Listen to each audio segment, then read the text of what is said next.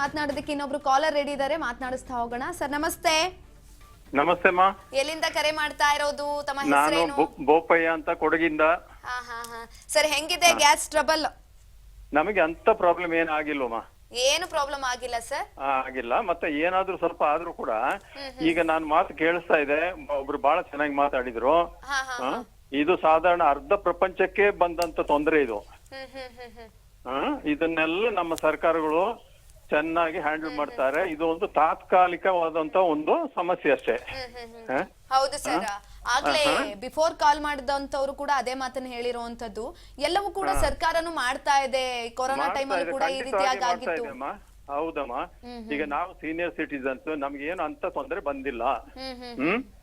ಅಂದ್ರೂ ಕೂಡ ನಾವು ಕೆಲವು ಎಮರ್ಜೆನ್ಸಿ ಸಂದರ್ಭದಲ್ಲಿ ನಾವು ಅದನ್ನ ಅನುಸರಿಸ್ಕೊಂಡು ಹೋಗ್ಲಿಕ್ಕೆ ನಾವು ಕಲಿಬೇಕು. ಸುಮ್ಮನೆ ಯಾವತ್ತಾದ್ರೂ ಪ್ರತಿಯೊಂದಕ್ಕೂ ಸರ್ಕಾರವನ್ನು ಬೈಕೊಂಡು ಕೂತ್ಕೊಳ್ಳೋದು.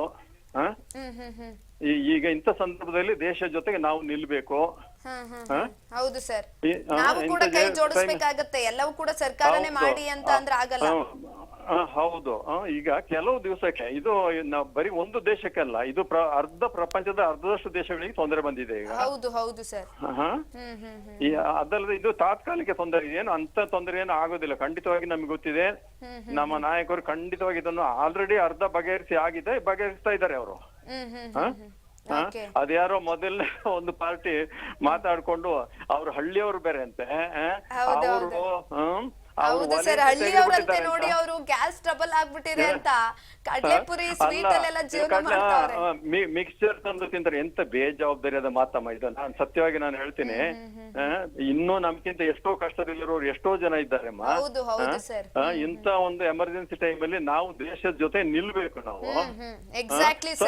ಸ್ವಲ್ಪ ಅನುಸರಿಸ್ಕೊಂಡು ಹೋಗ್ಬೇಕು ನಾವು ಅಷ್ಟೇ, ಇನ್ನೇನಿಲ್ಲ. ಈಗ ಕರೋನಾದಂತ ಒಂದು ಇದನ್ನೇ 1.5-2 ವರ್ಷ ನಾವು ಸಹಿಸ್ಕೊಳ್ಲಿಲ್ವಾ? ಮತ್ತೆ ಮಾಮೂಲಿ ಸ್ಥಿತಿಗೆ ಬರ್ಲಿಲ್ವಾ? ಹೌದು ಸರ್. ಇವಾಗ ಮನೇಲಿ ಏನೋ ಸಮಸ್ಯೆ ಆಯ್ತು ಅಂತ ಅಂದ್ರೆ ನಾವು ಮನೇನ್ ಬಿಟ್ಟು ಹೋಗ್ಬಿಡ್ತೀವ, ಅಥವಾ ಮನೆಯವ್ರ ಜೊತೆ ನಿಲ್ಲದೇ ಅಲ್ವಾ? ಅವ್ರ ಜೊತೆ ನಿಲ್ತೀವಿ. ಏನೋ ಸಮಸ್ಯೆ ಆಯ್ತು ಅಂದ್ರೆ ಹಂಗೆ ದೇಶಕ್ ಸಮಸ್ಯೆ ಆಗ್ತಾ ಇದೆ ಅಂದಾಗ ನಾವು ದೇಶದ ಜೊತೆ ನಿಲ್ಬೇಕಾಗತ್ತೆ. ಖಂಡಿತವಾಗಿ ಮಾಡ್ಬೇಕಮ್ಮ. ಯಾಕಂದ್ರೆ ಒಬ್ಬೊಬ್ರು ಒಂದೊಂದ್ ತರ ಮಾತಾಡ್ತಾರೆ. ಈಗ ನೀವು ಬಹಳ ಚೆನ್ನಾಗಿ ಇಂಟರ್ವ್ಯೂ ಮಾಡ್ತಾ ಇದ್ದೀರಾ. ಮೀಡಿಯಾದವ್ರು ಕೂಡ ಒಂದು ಯಾವ್ದೋ ಒಂದು ಸುದ್ದಿ ಹಬ್ಬಿಸ್ಬಿಟ್ಟು ಜನಗಳನ್ನ ಸುಮ್ನೆ ಪ್ಯಾನಿಕ್ ಮಾಡೋದಾಗ್ಲಿ, ಆತಂಕಕ್ಕೆ ದೂಡೋದಾಗ್ಲಿ ಮಾಡ್ಬಾರ್ದು. ಈಗ ಸುಮಾರು ನ್ಯೂಸ್ ಅನ್ನು ನೋಡ್ತಾ ಇದ್ದೀನಿ ನಾನು. ಯಾವ್ದು ದಾಸೋಹ ಅಥವಾ ದೇವಸ್ಥಾನದ ಪ್ರಸಾದಲ್ಲಿ ತೊಂದರೆ ಆಗ್ತದೆ ಅಂತ ಕಡಿಮೆ ಮಾಡ್ಲಿ ಅಮ್ಮ, ಏನ್ ತೊಂದ್ರೆ ಇಲ್ಲ.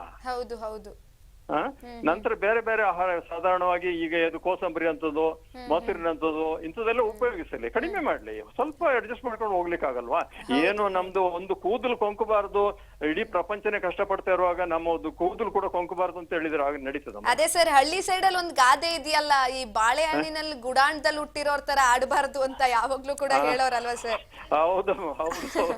ಹಾಗಂಗ ಆಗ್ಬಿಟ್ಟಿದೆ ಅಷ್ಟೇ. ಏನೋ ಸಮಸ್ಯೆ ಬಂತು ಅಂದ್ರೆ ಅದನ್ನ ತಲೆ ಮೇಲೆ ಹೊತ್ಕೊಂಡು ಅಯ್ಯೋ ನಮ್ ಮೇಲೆ ಬಿದ್ಬಿಟ್ಟೈತೆ ಬಂಡೆಕಲ್ಲು ಅಂತ ಕುತ್ಕೊಂತೀವಿ. ಅದನ್ನ ಬಿಟ್ಟು ಹೊರಗಡೆ ಬರ್ಬೇಕು. ಅದು ಅಲ್ಲದೆ ಇದರಿಂದ ದೇಶಕ್ಕೆ ತೊಂದರೆ ಆಗುತ್ತೆ. ಈ ತರ ಸ್ವಭಾವ ಇರೋದ್ರಿಂದ ನಮ್ಮ ಜನಗಳಿಗೆ ನಾವೇ ನಮ್ಮ ದೇಶ ವಿರೋಧಿಗಳ ತರ ನಾವು ಬಿಹೇವ್ ಮಾಡಬಾರ್ದು ಯಾವತ್ತು. ಎಲ್ಲದಕ್ಕೂ ನಾವು ಸಹಿಸ್ಕೊಂಡು ಹೋಗ್ಬೇಕು. ಇನ್ನೂ ಎಂತೆಂತದೋ ಈಗ ನ್ಯಾಚುರಲ್ ಆಗಿ ಒಂದು ಪ್ರಾಕೃತಿಕ ಒಂದು ನೈಸರ್ಗಿಕ ವಿಕೋಪ ಬಂದಾಗ ನಾವು ಸಹಿಸ್ಕೊಳ್ಳಲ್ವಾ?